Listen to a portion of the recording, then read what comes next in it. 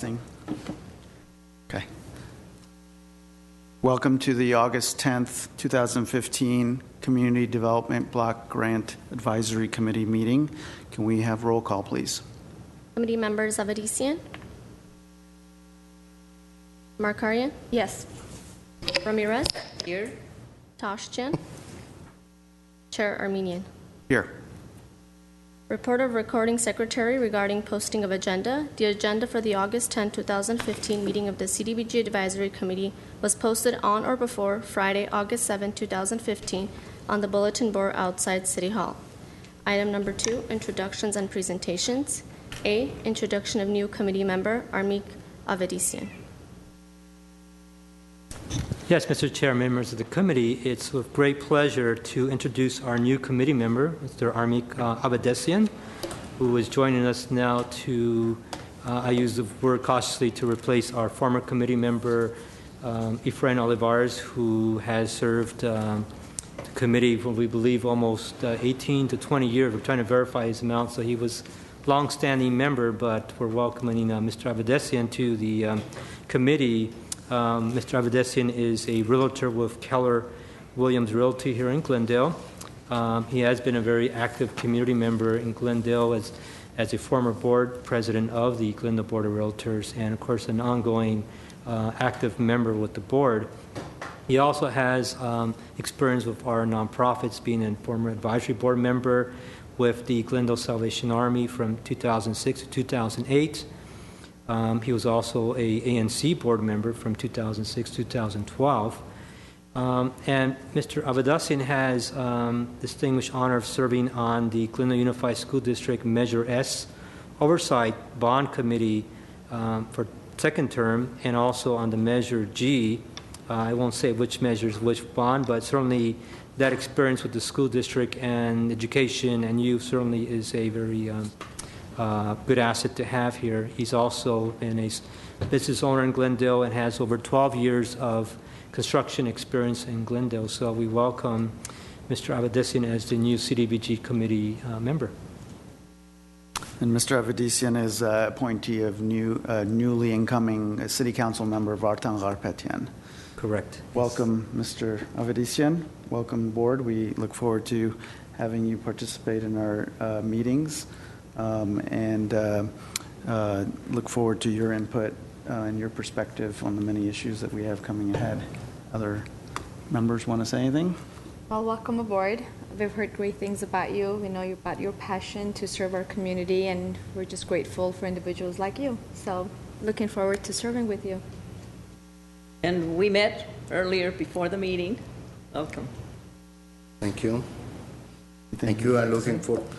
All I can say, thank you for Mr. Garpetian for appointing me, giving me the opportunity to serve the city once more in a different level, and looking forward with all of you, the commission members and the staff, to do what's best for our community and do what's right in the job that is given to us.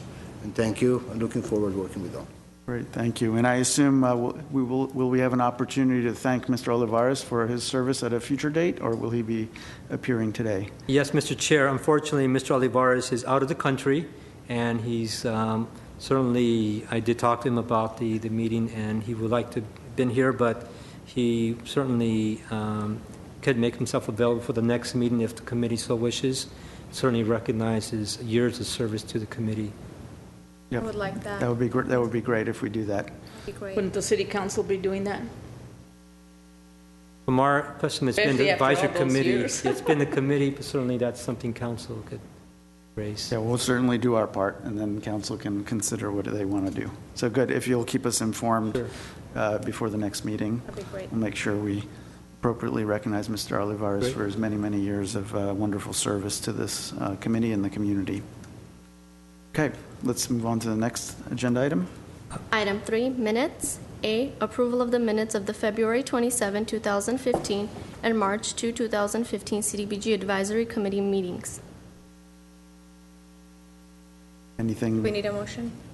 Yeah, at first, is there anything that anyone has that they want to change? Okay, can we get a motion then? I'll move that we approve the minutes as printed. Do I hear a second? I second that. Okay. That's both of them. Committee members Avedisian, I abstain. Markarian, Yes. Ramirez, Yes. Toshjian, Chair Armenian. Yes. Item number 4, oral communications. I don't have any cards. Okay. Item number 5, business agenda. A, action items. 1, review request by the Armenian Relief Society regarding fiscal year 2013-14 ARS Building Improvements Project.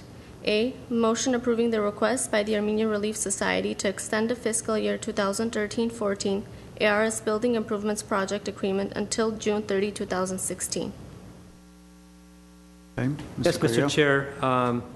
Each year, the CDBG Advisory Committee hears reports on our capital projects, and especially the nonprofit projects. And you'll hear about the status of the projects in another agenda item on the reports. But we do have, sometimes occurs in agencies that need an extension of time to proceed with the project. They're usually 1-year terms, renewable additional year. However, recent circumstances for a lot of nonprofits have caused concerns that need to be addressed, certainly with the timelines, but really it's an extension to continue the bidding process, continue getting acceptable bids. In this one case, it's Armenian Relief Society, who had received $48,000 in CDBG funds for some camera safety improvements and also some ADA accessibility doors for their building. The project did go out to bid in February, and fortunately the bidding came out extremely high from what staff and ARS viewed as a bid of $87,000 for a $48,000 project. We felt that it was important for the committee to understand that it's a lot of it has been situations where costs have gone up for labor, materials, or additional work that wasn't originally scoped out in the original scope of work when they're submitted. So we did find in this case there was extremely high electrical work that needed to be done. That wasn't just your easy connect cameras, it's some additional security camera, electrical work, and of course the prevailing wages and all the additional overhead that's involved with federal prevailing wages. Now, we do see that the wages are going up considerably in our projects, and they continue to have, agents continue to have challenges for their projects in getting them under their budget. So this case, they want to go out to bid again with the cameras as a priority and funding, if it's available, to do the ADA doors. But right now the priority is to request a extension to, as staff has put it, to June 30th, 2016, and allow ARS to go out to bid again for their camera project, and hopefully be done even before then. They are ready to go out to bid. They do have a spec writer. They do have the bid from the previous bid that they can refer to, but they just need some extra time for the agreement and for the project to get bidded out. And representatives are here from ARS in case there's questions regarding that. I have some questions. I'll kick it off and then ask my fellow committee members just for clarification purposes. So it's not clear to me, I mean, the doors and security are pretty drastically different things, requiring different types of contractors. Is the bidding that happened that went over by $39,000, is it a single contractor or is it two different contractors that we're talking about? Mr. Chair, it's actually one contractor, and that's certainly a good point. It was one general contractor to do both items that we felt that could be done under general contractor. Certainly the discussion is whether we can break it out and have security camera vendors do one part and look at the doors separately. Because at this point, is what is being proposed beyond the extension of the date? Is it that only one thing is going to be bid on this round, and that's the security cameras? Correct, Mr. Chair. It would be the priority to do the cameras, and if there are funds available, then we'd look at the doors. But right now, the intent is to get the project done, which is the urgency to getting cameras, security, in a building that's very highly utilized by the public, to have those cameras bidded out separately and probably a more focus towards security cameras vendors than the general contractor. And my third question is, just for the sake of explanation, since there's a proposal here to prioritize the cameras over the doors, can you explain your thought process on that as to why one is more higher priority than the other? Well, speaking in the ARS, maybe I can speak a little bit to that. The priorities, because certainly the priority has been security's safety of employees, of staff, of the public that attends these buildings that are very open to the public. So from ARS perspective, it's security, making sure there's a safe environment for staff. The cost, the majority of costs are for the cameras. So that's where the largest amount of funding is going towards. So that's why the priority has been the cameras themselves and doors. And they actually had other improvements listed before, but those were dropped. And certainly it's just the cameras have been the more emphasis for them. Again, I'm speaking for them, but that's been our information we received from ARS that the cameras would be the priority. Okay. Now, the doors are an ADA issue, so can ARS answer that the doors are functional and ADA compliant at this time if we do not address the doors? The doors are completely functional, but initially when we were drafting this proposal, we wanted to turn them into automated doors, which would make them easily accessible for our elderly clients. But back in 2014, we had an incident at the office where there was a break-in. Someone came into the office trying to steal things. And at that point, we decided that we needed to focus on the surveillance system, and that would be the priority. But the doors are fully functional. Like Moises explained, if there was funds left over from the project to be able to make those automated, then that would be wonderful. But again, our focus right now is the surveillance. And the door, but the doors are, the current doors are ADA compliant? Oh, yes. They're just not automated. Our proposal was to turn those into automated doors. But they are fully functional and ADA compliant, yes. Other questions? Just looking at this, it seems like we're not changing the scope of work. Initially, It was the surveillance and the doors, so we're just because of the budget and the meeting, I think you're just leaning towards one. Exactly. When we realized that bid came in so high, we thought we'd prioritize one part of the project. Are you planning to request fundings for the automated doors in 2016-17, or we're going to take this more? one step at a time right now. Focus on the surveillance, see if any funds are available, if we can proceed with the doors. But that's taken a backseat right now until our surveillance is taken care of. Because like I said, the doors are functional. Sure. So, thank you. Yeah. Other questions? I was just curious, how many cameras do you have now? There are 16 cameras, but I just want to reiterate that it's not functional. The system as a whole is not operating. There's no surveillance right now on the property. None? No.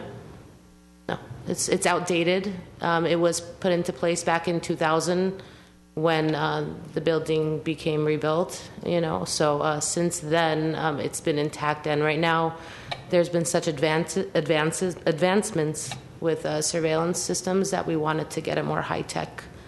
And now the placement of the cameras, you don't have them in any of the rooms, do you? Which rooms? Well, it looks like you have they look like rooms. I'm not sure what your plot plan here says. Are you looking, which photo number are you looking at? I think she's looking at the Oh, the drawings. floor plan. The offices themselves do not have surveillance, but we brought in somebody, a professional, to take a look at the positioning, and he gave us our insight about if a camera can stay intact in its own position or if he thought it should be moved. Same with upstairs and downstairs. Yeah. So he was going to help us tweak the positioning if needed. Just I think maybe a concern that I would have is a privacy thing when you have so many cameras and you're doing counseling. That's a concern that I would have.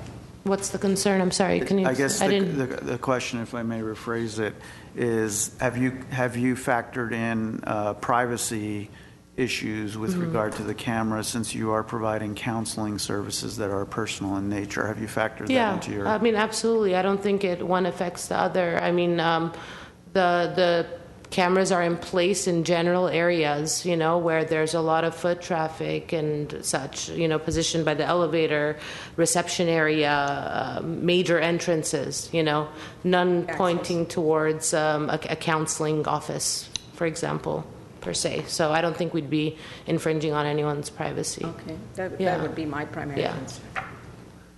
Other questions? Actually, I have, if I may. I noticed that staff has suggested completion date of June 30th, 2016, and you had offered January 31st, 2016. Do you really think that this is the January 31st is a really realistic date that you can complete this job? I think if we move forward quickly, it's realistic, but we appreciate the staff's recommendation to move it on to June, just to allow for some unforeseen situations, which we've encountered in this past year. And so I think taking that into account would be wise. Can I add, if this is a safety issue, how come how the staff recommend putting it off so long? Committee Member Ramirez, we're actually not suggesting they put it off that long, but we're just, given the timeline it may take to completion, we're putting it to next year as part of our fiscal year. They are ready to go move on the project with their bid specs, but the time they're ready to go out to bid, their contract has expired. And so as required in our new process for the agreements, they need to have the committee's approval to proceed. But we don't want to delay into June 2016. Neither do we. Yeah, So, I would think so. yeah. But we appreciate that, that time frame. So. Other questions? One final question. So just to clarify, so this is going to go out to bid from scratch at this point, since it's a more limited scope? Mr. Chair, we'll take the original scope of work based on the last bid process with the cameras. I know there's some more tweaking to do on the cameras, specifying some different type of cameras, and then going out to bid on the bid package. It's already been done. It's just a matter of updating Just for that. the security? Yes, part. and pull out the rest of the sliding doors. Right. Just to be correct, it's sliding doors. But it would be reposted to go through the same process again in terms of request for bids, open, transparent process, so any new entrants could come in and bid just on that part, correct? Correct. Okay.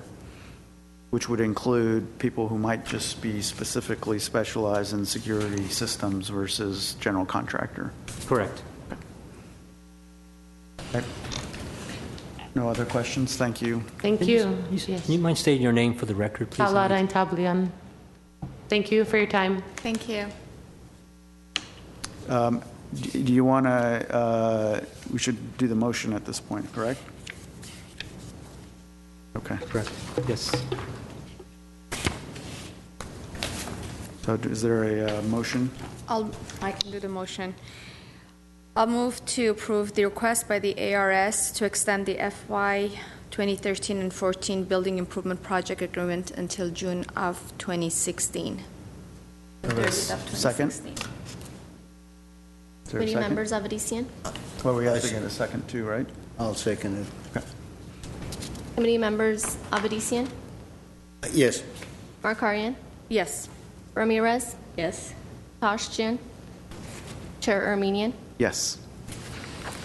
Next agenda item, please. Action item 2, review request by Homenetman Glendale ARA chapter regarding the fiscal year 2014-15 bathrooms renovation phase 1 project and fiscal year 2015-16 bathrooms renovation phase 2 project.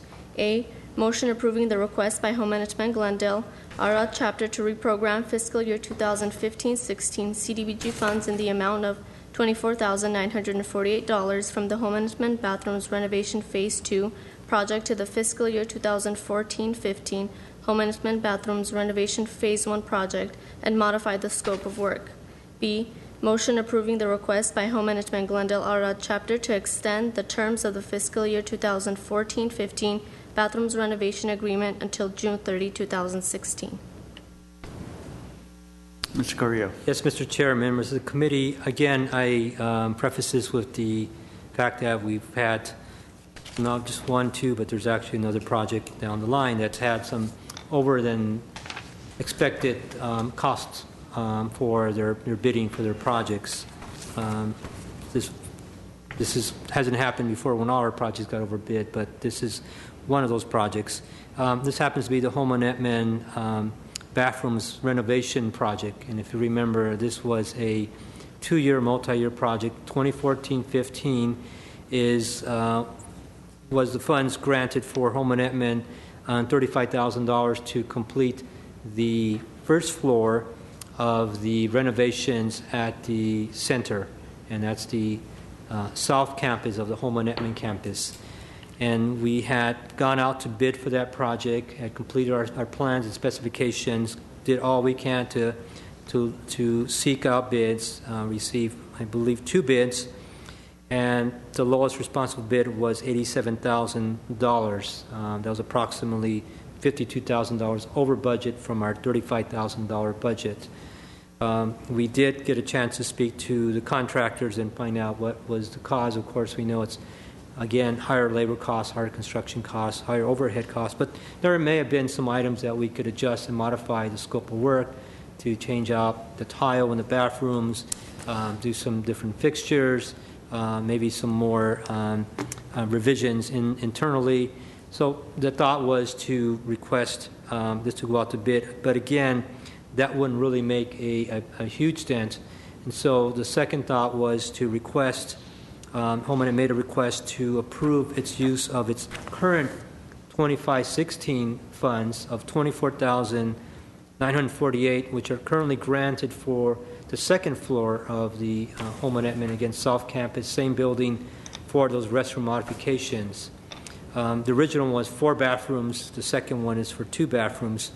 So the request is to cancel the current year 25-16 second floor renovations of the bathrooms and reprogram those funds into the first year renovations of the bathrooms on the first floor for the 4 bathrooms, and do some slight modifications of the scope of work and let that out to bid again.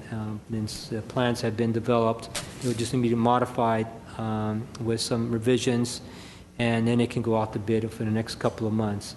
So there's 2 items that we're requesting approval is on approving the request to reprogram the funds, modifying the work, and secondly, to allow additional time to complete the project, again, to June 30th, 2016 for this project. And that would mean that funding for the current 2015-16 for those renovations of the second floor bathroom will not be available for them at this current year. They do have some very good construction estimates at approximately $60,000 with the funds that were requested to be a total combined $59,948 will be the combined amount for both years to complete the project, which is, again, estimated about $61,000. Homeland does have funds for the contingency as well, and staff is recommending approving the request to reprogram these funds and also extend their terms for the agreement. So perhaps you can explain something to me. I mean, the amount originally forecast for the project versus the lowest bid that came in is well over 100% more than the original estimate. So I can understand that construction costs escalate as things drag out, but it's a little bit surprising to me. It seems like the original estimate may not have been the best estimate, not just attributing it to escalating construction costs.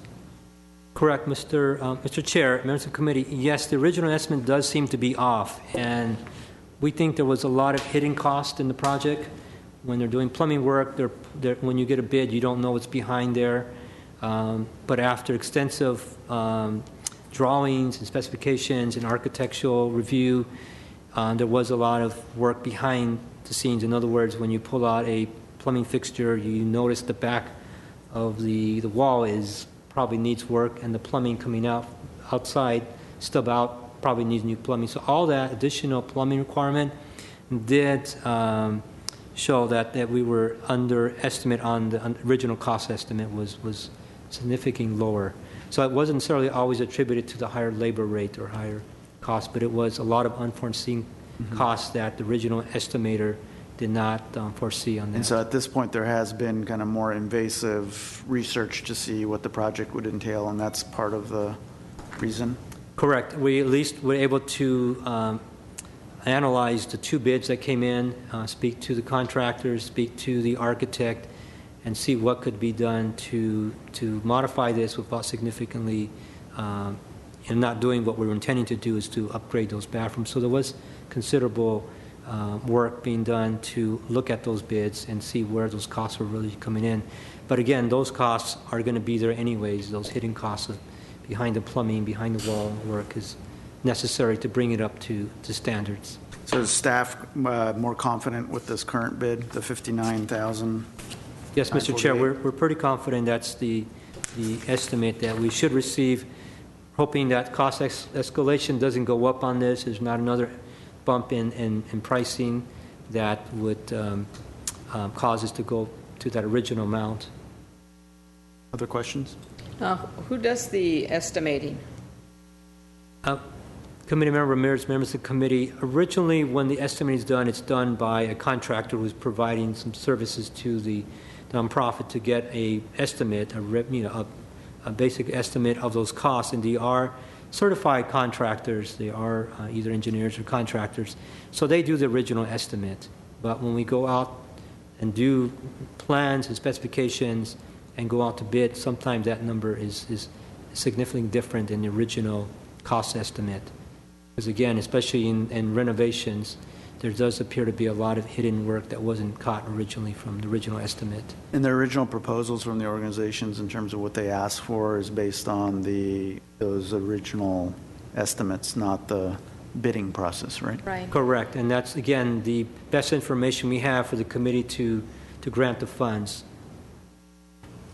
I just wanted to add that basically we're reducing the number of restrooms from 4 to 2. The scope of work, the focus still, Committee or is Member it 6 to 2? It's actually, the actual restrooms for phase 1 is still 4. However, you add the second phase, which is phase 2, which is the 2 more, so there's 6. So actually, we're reducing from 6 to 4 overall. Overall, it's from 6 to 4. And those are the primary ones that are heavily utilized by the youth, the adults, the persons utilizing the gyms down below. And it's in the same building. Correct, in the same building. Other questions? If I may, are we confident with this number and the timing? Today, we go out, we approve this project and the date, and 3 months, 4 months down the road, they go out and do another pricing and come out that, oh, there were other costs. Is Home Entertainment liable for the balance of it to take care of themselves, or are they going to stop the project and come back and ask the committee to do otherwise? What is the scope, and where do we stop this process? Or I think I'll answer the first question first, and then I'll refer back to Home Entertainment on the assurances. But we do think the cost estimates is fairly accurate, fairly within the ballpark of what we believe those costs are, and we are, again, reducing some of the scope of work so that the tile work and very labor-intensive work will need to be pulled out, and some of the additional improvements that we think that we can hold off will be done later on. So we're pretty confident on the cost estimates. Now, the assurances, whether or not the agency can provide a bit more than the project comes out to 65 and they can put in 4,000, that's a question I would have to ask the Home Enactment chapter to put that in writing or some way that we know that we would be confident this project can come through and there's additional funds available for this project. I think just moving forward for our future assessments, we really need to, kind of be more careful and looking at the original estimate, because we don't want this to continue occurring where the estimates are very off from, the actual work, and the over-expected cost is, much, much higher, where they really won't be able to move forward. So I think in the future, maybe we need to really look and check carefully on some of these expected cost and original estimates. But on this specific one, I think keeping the same focus and the scope of work, at least, is within the same building. I'd like to invite Mr. Gorgorian to come up. Maybe he can address committee member Avedisian's question about if there's any gap between, as you get down to the project, if there's any gap between this, if we were to approve this today and there's a gap amount, is it going to stop the project, or would you be able to close the gap? My name is Armand Gorgorian, and I would like to welcome committee member Avedisian to this committee. One thing that Mr. Carrillo mentioned in a way, but I want to elaborate on that. This has never happened to us or any other nonprofits that I recall, that the bid that comes in is so much higher than original proposal. And I started thinking that maybe those contractors didn't want to do the job. It is very surprising, a job that we have received a bid for $35,000. We wrote that based on a contractor's proposal. It's not that I went and started writing down, which I don't know anything about that. And then all of a sudden, the lowest bid comes $52,000 higher, and the other one goes over $110,000. It was very surprising. But to answer your question, Committee Member Avedisian, this new proposal that we have reduced some of the things that we originally had in the scope of work, and we went to another contractor. We have a scope writer, an architect that writes down our scopes. We worked with him first, and we deducted some of the stuff that we thought that we can handle that. Instead of changing the whole walls and floors, we're just going to do power wash and clean it, because I brought in two people, one the spec writer and another contractor, that can we do this? They said, yes, you can do that. And if necessary, we would buy some of the equipment ourselves, the hand dryer or like that. So I believe by having this new scope of work and having a new contractor to propose a bid, to propose a price, I believe that we are in the ballpark. Actually, the contract that you're looking at, the proposal that you're looking at, we have $66,840 total cost, and we're asking for $59,948. So we are putting that substantial money ourselves. And if necessary to finish and conclude this project, we will be able to do a little bit more. Now, if again they come back with $80,000 or $100,000, no, I won't do that, because we cannot do that. You're referring to the American General Constructors? Yes, the contractor that prepared this new proposal. And Mr. Carrillo, is this like the other, the ARS situation where this will have to go out for bid, or is this the bid? Mr. Chair, this would have to go out to bid again. Right, this whole process for fairness. So right. This is the process going to be: finalize the scope of work, number one. Go to my original architect, because we have to make some changes, the notes that is on the plans. And we have to apply for a new permit because it's past 6 months. Once we do that, we post it in newspapers, and then we give 1 month's time. We have the bid walk, and once it's all done, the project itself, I don't think it'll take more than 3 weeks. Mm-hmm. Okay. Any other questions? Well, I can make a comment. I supported this your project last time because you had pointed out the conditions there were health Yes. It was a health hazard, and I really hope that you would take care of it. I have always had a problem with this center being in Los Angeles. I don't think it meets the priorities, but that's for others to decide. I said that I would not support any extension of any work in Los Angeles, because I do not think it meets with the revitalization of neighborhoods that is for money intended for Glendale. But others disagree.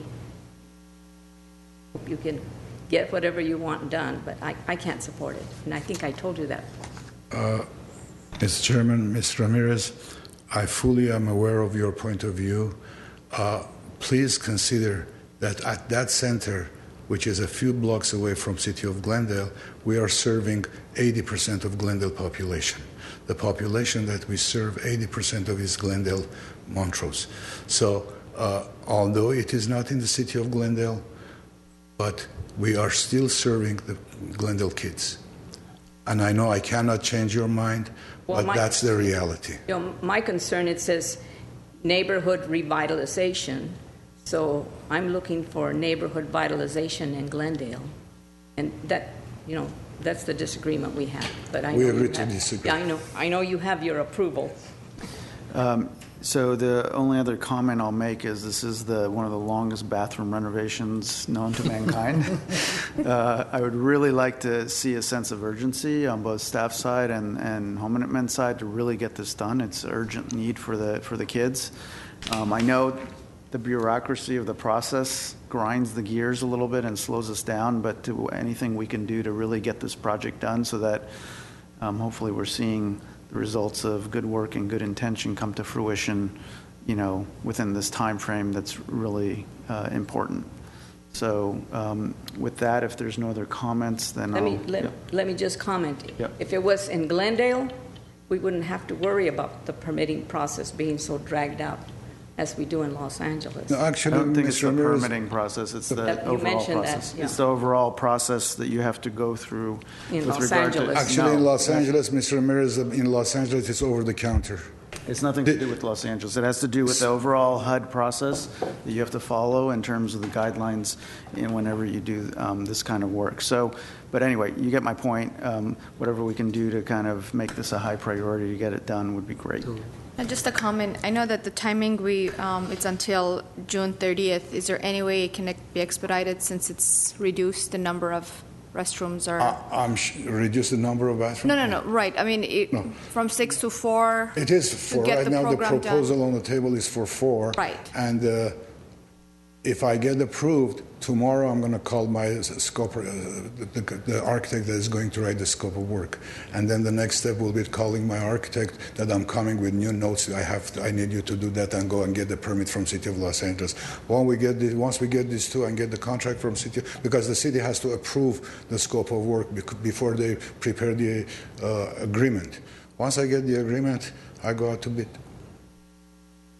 And Mr. Carrillo, normally that bidding process, what's about approximate time frame between going out for bid and deciding on the winning bid? Well, Mr. Chair, usually it's about 6 weeks time period by the time we go out to bid and review bids and qualify the bids. Again, it's a very long process, and we do follow the federal procurement guidelines, which are very bureaucratic. We know they do take a lot of time and that's almost 2 months period of time. That's just bidding, but it's necessary to comply with federal requirements, which are a little more stringent on these projects. Okay. Well, anything we can do to speed up our process, just so we get this done, that'd be great. I just want to mention something. I'm a staff working at Home Minutemen Glendale chapter, and the board is driving me nuts because they want this to be done as soon as possible. So everybody wants this to happen as fast as possible. So we're going to do our best.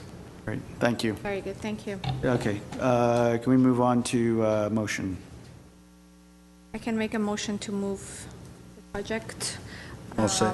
Action item 2A and B. Can we do it together, or we need to do it separately? Mr. Chair, we'll do them separately, please. So I'd like to move to approve action item number 2A for approval. Second. okay, all those in favor? Oh, sorry. Committee members Avedisian, Yes. Markarian, Yes. Ramirez, No? Tashjian, Chair Armenian. Yes. Okay, I also would like to move the action item number 2B for approval. We have a I roll, second. we have a roll call vote. Committee members Avedisian, Yes. Markarian, Yes. Ramirez, No? Tashjian, Chair Armenian. Yes. Just to clarify for the public, 2A was to allow Home Minutemen to combine two different fiscal year allocations together with a revised scope of work.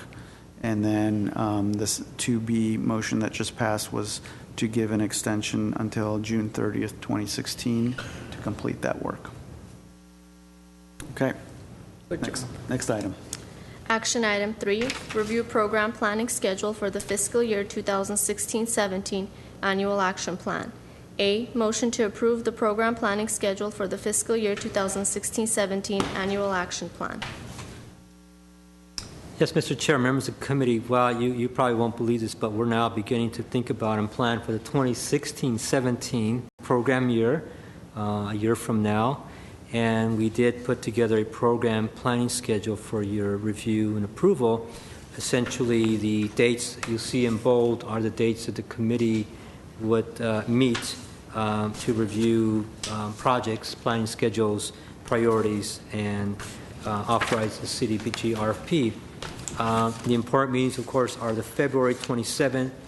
Oh, boy, did we get the wrong one in here? I apologize. I think they put in the wrong schedule here for you. It doesn't appear to be the right schedule. Unless yeah, I apologize. This is not the right schedule. It has a 2015 timelines. I'm going to have to go by my memory, but I will get you a program planning schedule that has the 2016. Is it just the year that's off when you get into 2016? Yes, I would have to get you the exact dates of those. Seems like the first page is right through December. Right, and the second page was incorrectly submitted to you, and I apologize for that. I didn't get a chance to review the final edited version. We essentially will have the meetings as we have always done in February, and I believe it's February, March. Yes. Always on my birthday. I think it's February 20. Or Valentine. It's before Valentine's Day. I got the note Valentine's from. on my birthday. I know. Notice. Right. Notice. We'll need to probably agendize this again and give you the dates, but we will give you the corrected program planning schedule. But I did want to advise you that we certainly will need to confirm those dates with you to make sure we do have adequate quorum, that you're all able to attend those dates so that we can get the meeting confirmed. We do have certain dates that are confirmed GTV6, but I want to make sure committee members are available. The next date that we are looking at is approximately September 17th, a Thursday, and that's our annual public hearing. We engage the community to let us know their community needs and identify any priorities they're looking at. We do have certainly the annual plan, the 5-year plan that we've developed priorities, but again, it's always good to have another session with the community to find out their needs. What date is that? So September 17th. September 17th, tentatively. We're waiting to confirm with the school district on that. That'll be at Manor Elementary School, and we'll get that. That's the community meeting for input from the community in terms of priorities. Correct. Yes. The needs assessment? Yeah. I have to check. Again, we'll get you a final schedule, mainly so that the committee can pencil in those dates for the long dates in February. I believe both dates will be in February, the last date, I believe, being the 28th on a Monday. Mm-hmm. And then we, again, start the process all over again. So the most urgent date is to nail down the community meeting so that we can have adequate lead time to notice it for organizations to participate. Correct. Okay. We'll table this maybe for the next meeting, and I will email in the meantime the corrected version of the plan, the schedule. Okay. So one question I had is, during the process last year, we talked about it as a committee as we were looking through, especially some of the capital projects, factoring in particularly park projects and things that might be happening in the department that might qualify, you know, as this came up in the context of when we were talking about the solar projects, if you remember, whether or not solar projects are the types of things that CDBG should be funding versus, let's say, park projects where there's a more tangible community benefit. We put off that discussion at that time, saying that we'll factor it into the following fiscal year process. So I just want to make sure that... Didn't we fund them, though? Yeah, we did fund We it. did. That we work into this process where and at what point we would have that discussion as a committee to talk about those things. Yes, Mr. Chair, I did factor that into the meeting of October 27th, and I'll confirm that's the right day. It may be the 28th, but in that we'll ask the committee to provide input on pre-designated projects, and certainly I think you mentioned the strategy. So we did want to have that session available for the committee to review the pre-designated projects and provide input on those projects. We currently really only have three: code enforcement, a park improvement project, and of course a Section 108 loan that we do have to pay back. Those are pre-designated projects, capital projects that we have. But we do want to calendar that in for the October meeting. Okay. And have that agendized so that you have input into those budgets that we'll be presenting to the committee and information that you could ask questions on. Discussion could lead to strategies and so on. That's be part of the discussion. So that would be fair to have that conversation at that point? Yes, Mr. Chair, that would be the meeting to determine if you want to recommend guidelines for types of projects you would like to prioritize that relates to capital improvement projects, whether it's projects sponsored by nonprofit organizations, or make a statement about city pre-designated projects. That would be the appropriate time, because that meeting will be followed up by a meeting with the City Council and the Housing Authority to make your recommendations. Any other comments from committee members? No. Okay, so the next step on this will be you'll send us the updated calendar. And is this also published for the public, or how's this shared with the public? We'll just share it at the next meeting? Yes, Mr. Chair, it is on the webpage, and we'll update that as well. When all our packets are updated on the webpage, we'll update that. And it'd be good to note to update up in our webpage, even our CDBG webpage would be good to have that information available too. Okay. Is this information as we have it now on the webpage? I'd have to check, and I'm not sure if we gave the committee, the incorrect email or the hard copy, but the webpage is correct, because there is a correct version that we went over, but the copies were incorrect. Okay.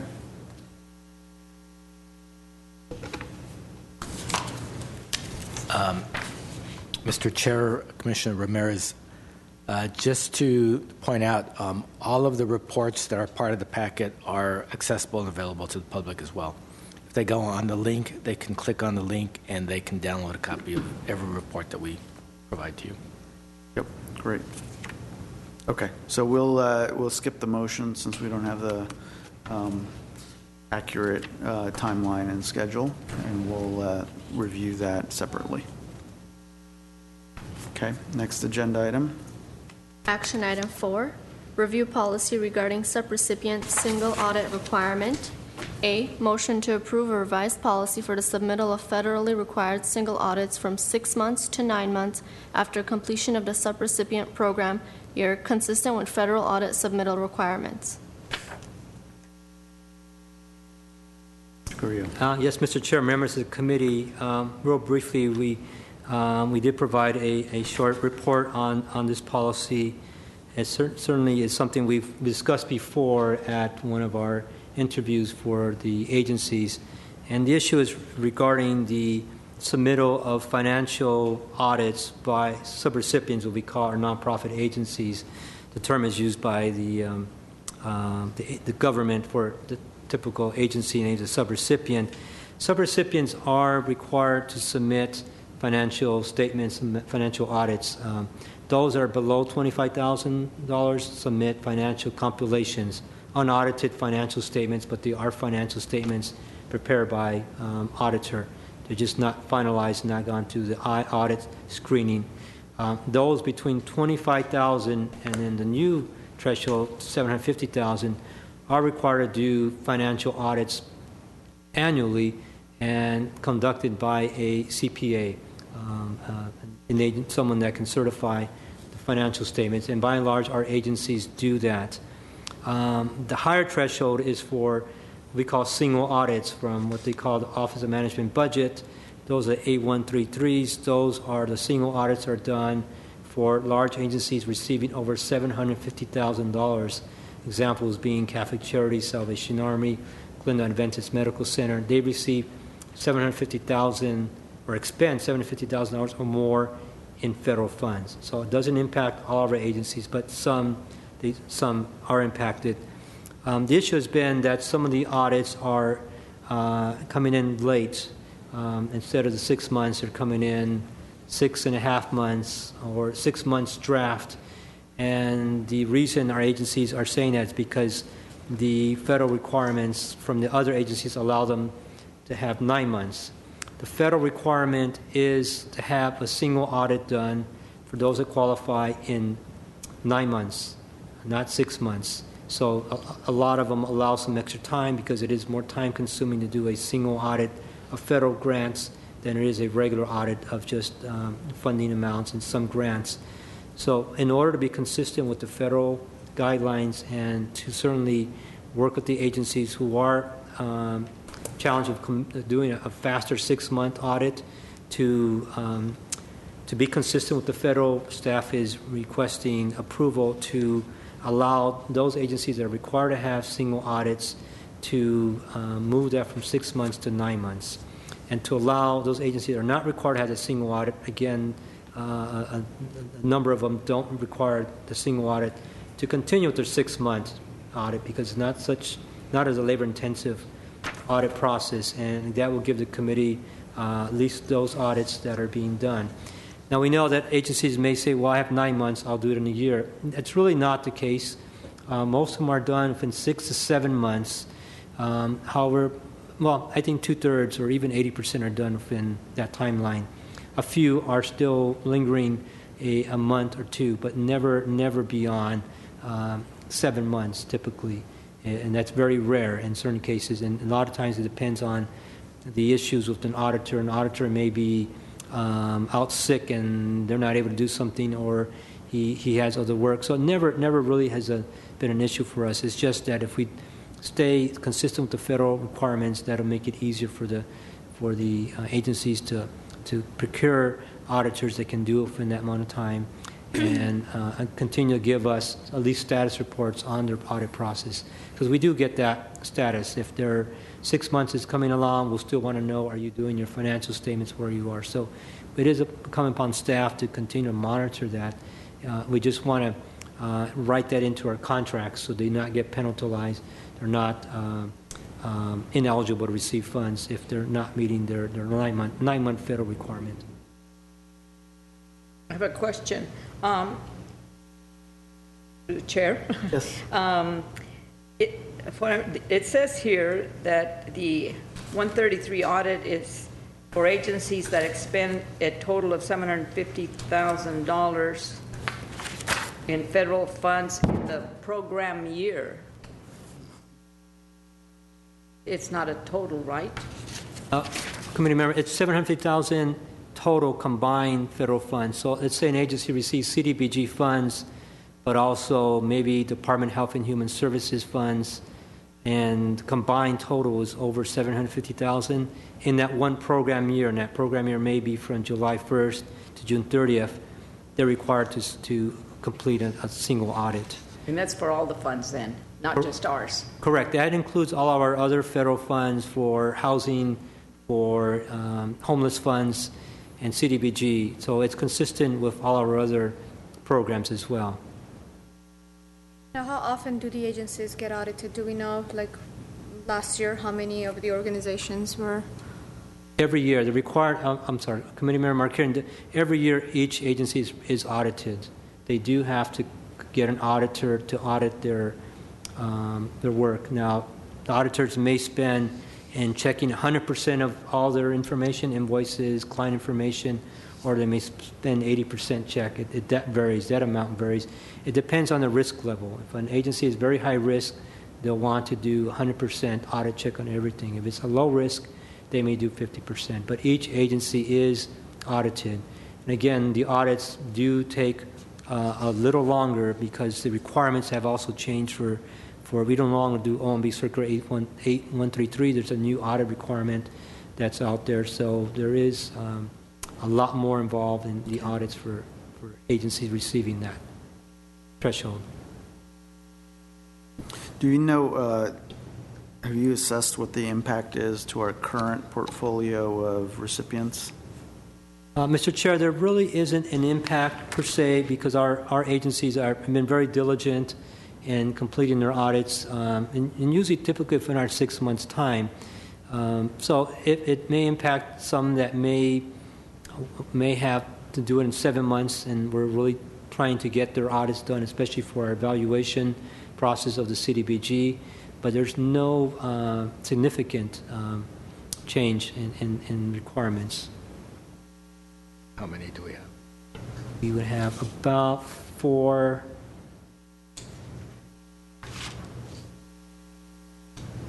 believe about 5, 6 agencies that require the single audit. Okay. Mr. How many were they? And who are they? Do you have them in front of you? Yes, I can read them off if you like. It's the Salvation Army, the Zone After School Program, the Fair Housing Program, the Housing Rights Center, Community Outreach Project, the Armenian Relief Society, the Youth Employment Program, Glendale Youth Alliance, the Homeless Outreach and Case Management, Ascensia, the Homeless Prevention Program from Catholic Charities of Los Angeles. I'm not sure about Dora Hope. They may require that as well, but I'm not 100% sure. They're newer though, right? Correct. And this is a result of not just because of their CDBG recipients, but they have other sources that fall within the parameters of this, so and cumulatively they exceed the 750. All federal funding sources have the same requirement. Most of the other federal funding sources give them the maximum 9 months allowed by the federal guidelines. We are stricter. We ask them to get it done in 6 months. So typically, every year it's common for 2 or 3 of them to be about a month late. So to be consistent with all of the other federal funding agencies and to make it, to relieve pressure on them, we're recommending that we go ahead and adopt the 9-month requirement or guideline. And if we still have not received their single audit by the time they are being interviewed for new funding, we can talk to them at that time about the exact status. And if you want to make a funding recommendation contingent upon completing a single audit on time, then I think that's a viable option as well. Okay. Any other questions? Do we have a motion? I'll move. I make a motion that the committee approve a revised policy for the submittal of federally required single audit from 6 months to 9 months after completion of the subrecipient program's year, consistent with federal audit submittal requirements. Do I have a second? I'll second that. Okay, can we have a roll call vote? Committee members Avedisian, Yes. Markarian, Yes. Ramirez, Yes. Kashtian, Chair Armenian. Yes. Committee member Ramirez, you sounded like a CPA when you read that. I came close. Okay, next agenda item, please. Item 5, business agenda. B, reports, information only. 1, receive report regarding status of current CDBG capital improvements project. Yes, Mr. Chair, members of the committee, the long spreadsheet will give you the report on our current status of the CDBG capital improvement project. I noted all the city projects, and I've noted the nonprofit projects. City projects, I think you kind of see from here, they're moving along fairly well. We just completed 2 projects, the Pacific Park Playground Improvement Project, Palmer and Pacific Park Playground Improvement Projects, and of course the Maple Park earlier last year in the fall of 2014. The Palmer Park project is our next big project, and that one certainly is a very a large project that will encompass CDBG and as well as other funding sources, and that's expected to go out to bid in October and completed in September 2016. All the funds of those projects have been encumbered and expended. Most of them that complete have been expended.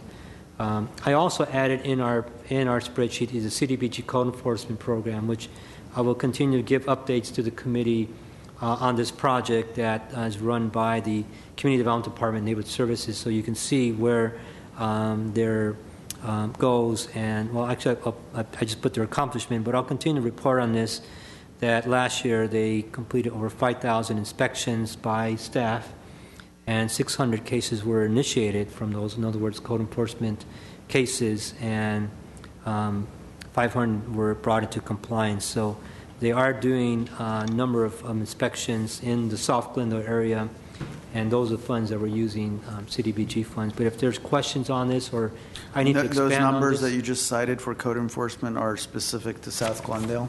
Correct. They are in our South Glendale target area. We'll be presenting to the committee in October the map area. We want to give you a good map, designated area of where those inspections are being done, and details on the numbers. And by then we'll have a quarterly report. By then we'll have a quarterly report of the numbers that we can see. But we want to continue to inform the committee now on this one funded project each year.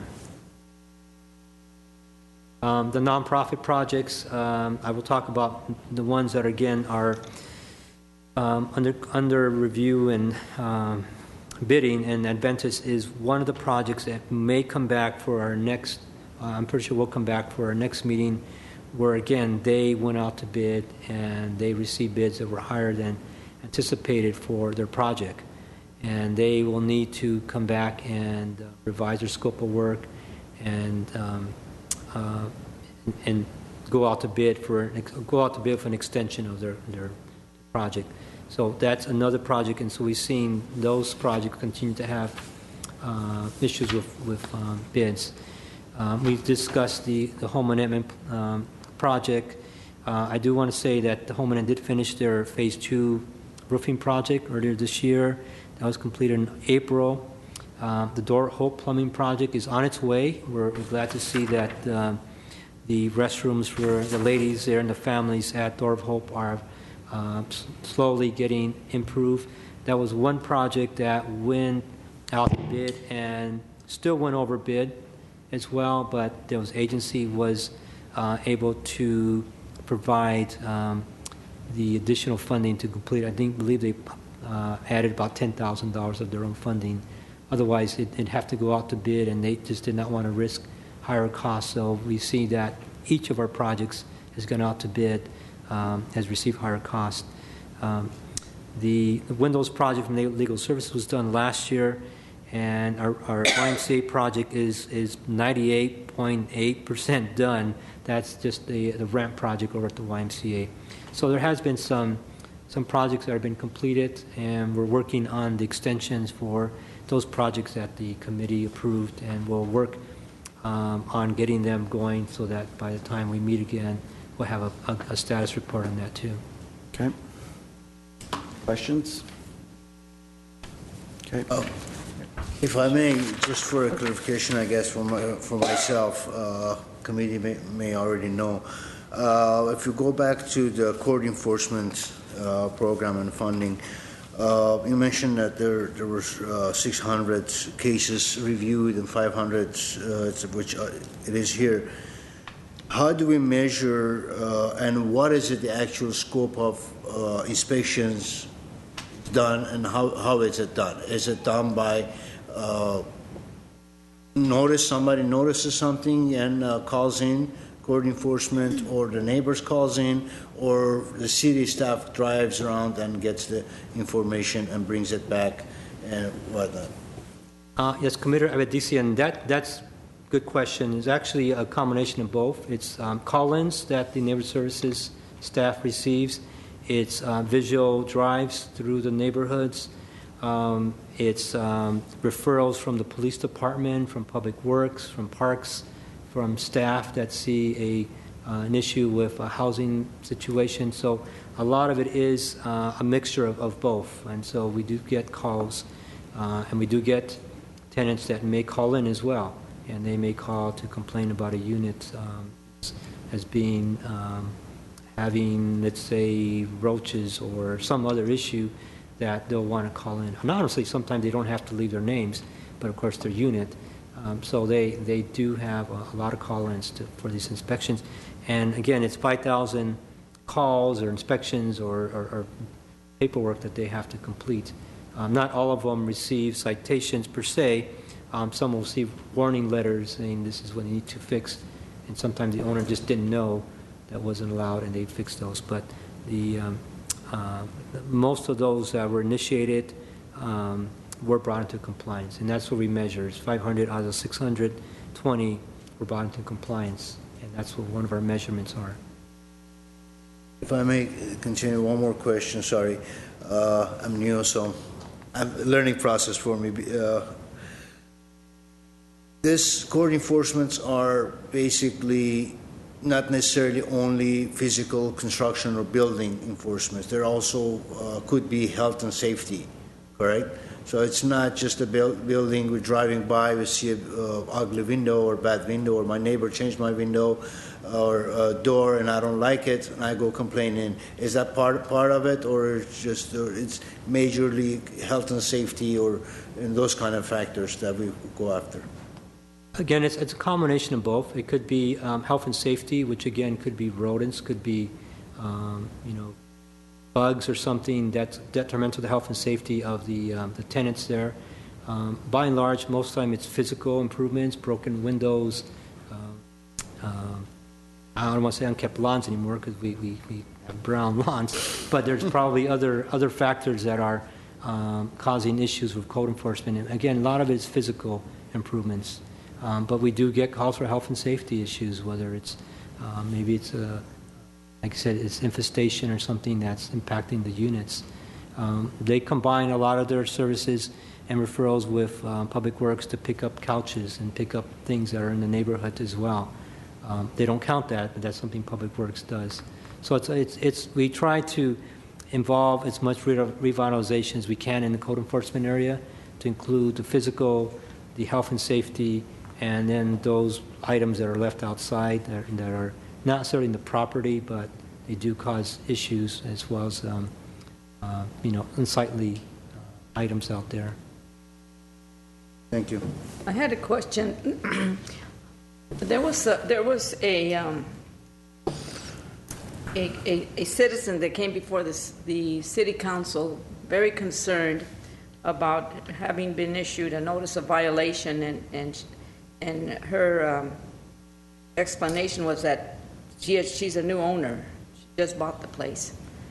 And so somebody turned her in, and the city cited her, and she had no way of knowing that there was a violation here, so she was being required to fix it. And I just kind of thought that was kind of difficult for somebody who poses a hardship for her. How do you handle that? Mr. Chair, Commissioner Ramirez, the reason we're able to use CDBG funds for a Southern Glendale code enforcement program. Southern Glendale is the low-income target area in Glendale, is because low-income families under CDBG have the right to live in standard housing that meets the minimum housing codes. And so that low-income families aren't taken advantage of by owners. And unfortunately, there's no allowances made to property owners. It's all about tenants living in standard housing. So it's unfortunate that this particular property owner bought a piece of property and it came with housing issues or deficiencies, but it's for the protection of the low-income tenants living in those housing units. And under CDBG, that's the priority. That's the primary benefit.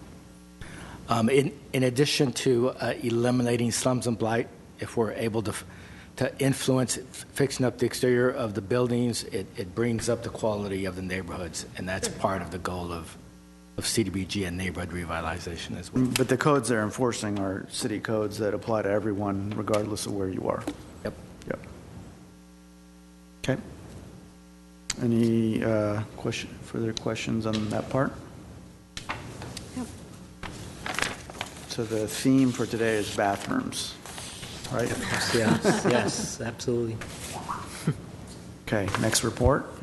Report 2, receive report regarding summary of fourth quarter performance reports for fiscal year 2014-2015 CDBG social service programs. Yes, Mr. Chair, members of the committee, we again have a spreadsheet that shows the final year-end fiscal 14-15 social service programs performance report and expenditure rates. And as presented in past years, this shows the amount of funds awarded, the amount of funds expended, the proposed number to be served, and actual number to serve. As you can see from the report, by and large, everyone has performed very well and expended usually between 99% and 100% of their funding on the program that was granted by the advisory committee. We not have one agency return back money and to reprogram, nor did they leave a lot of money on the table. Their numbers are very good.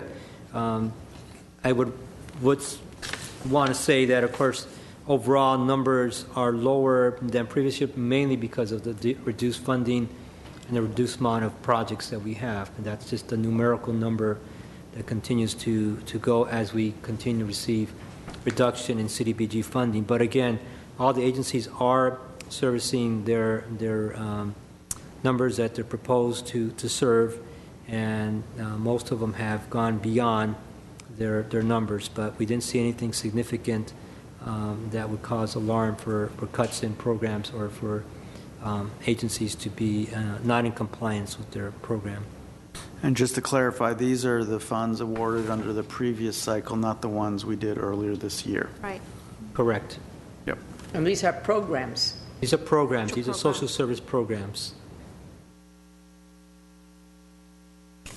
Okay. Any questions?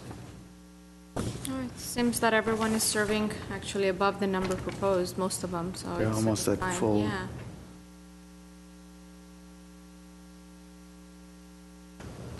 Okay.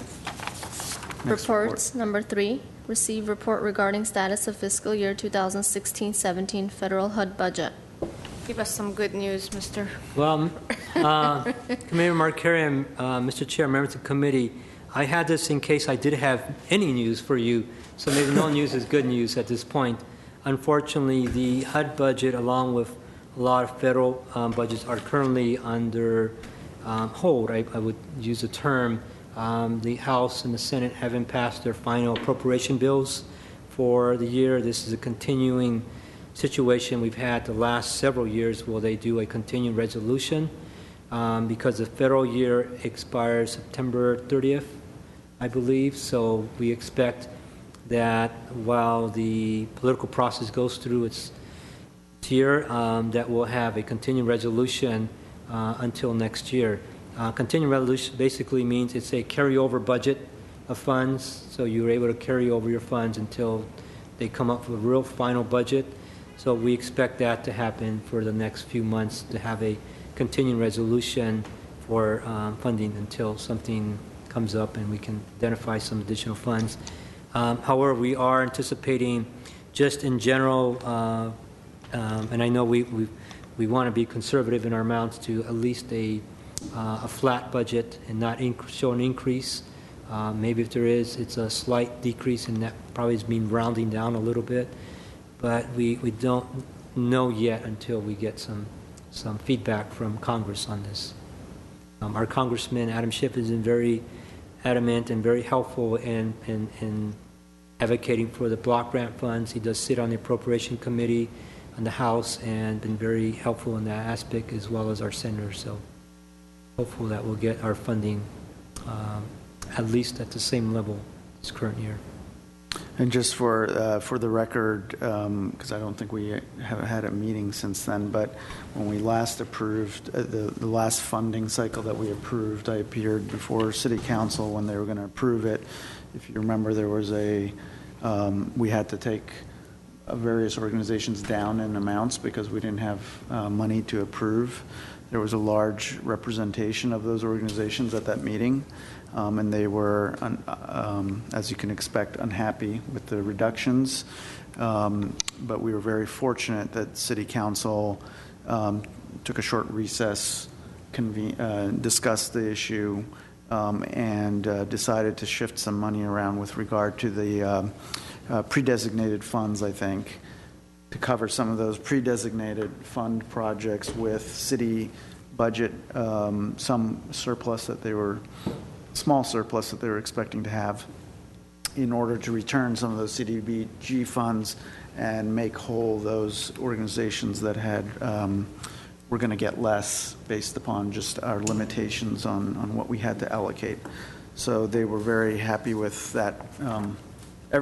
All the organizations were happy to be made whole in that way, and we were very fortunate that the city budget was managed in a disciplined way, so that allowed City Council the leeway to make that sort of decision in the moment during that session. So I think we're very appreciative. We should be very appreciative of that extra effort that City Council made in order to help our nonprofit organizations.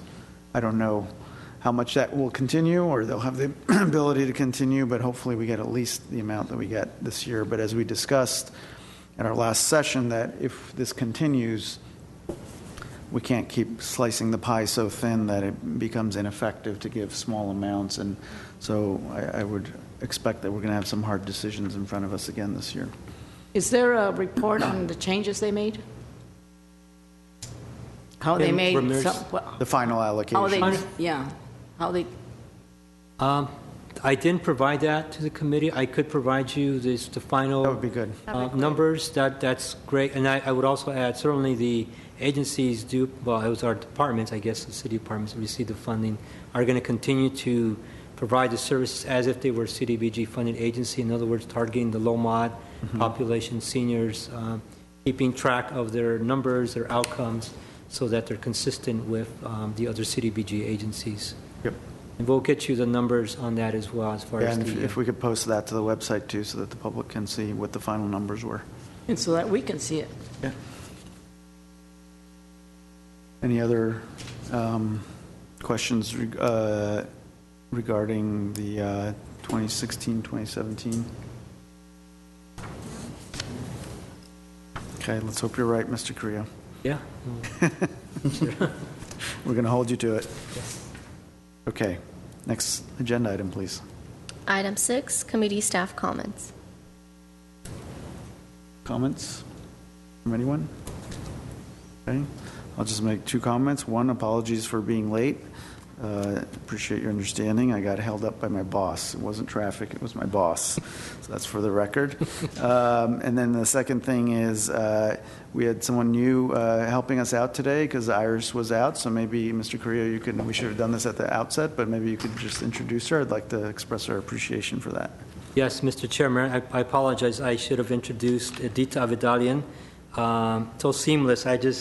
She's just perfect. She is our staff member, and she's filling in for Iris, who's out today. It's her first time managing one of our commissions, and she's done a great job at coming in as a pinch hitter today. So we think she may want to assist us and off and on, but she does a great job, and she also works again in our administration office, so is there to assist as well. But we appreciate her chipping in today. She did a great job today. Well, thank you very much. You passed the test. Thank you. So now they're going to call you back again. One last comment, Mr. Chair, just real quick, because I know we have another commission meeting coming up in a few minutes.